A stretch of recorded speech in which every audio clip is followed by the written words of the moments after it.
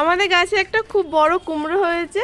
এই যে গাছটার সাইজ হলো এত বড়, এই দেখুন এত ওজন তার। কুমড়ো কাটার জন্য রয়েছে। আমাদের এখানে আজকে হচ্ছে ফিস্ট, ছোটখাটো করে পিকনিক বলতে পারেন। এই দেখুন কত এই কুমড়োর থেকে এতটা কুমড়ো দেয়া হচ্ছে এতে। এই যে কুমড়োটার ভেতরে দেখুন ভালোই কিন্তু হয়েছে, ভালোই হয়েছে কুমড়োটা, দেখো খুব সুন্দর হয়েছে। এই যে রান্না পাতে, এই যে দেখুন কত সুন্দর দাদা সবজি পাতি কাটছে।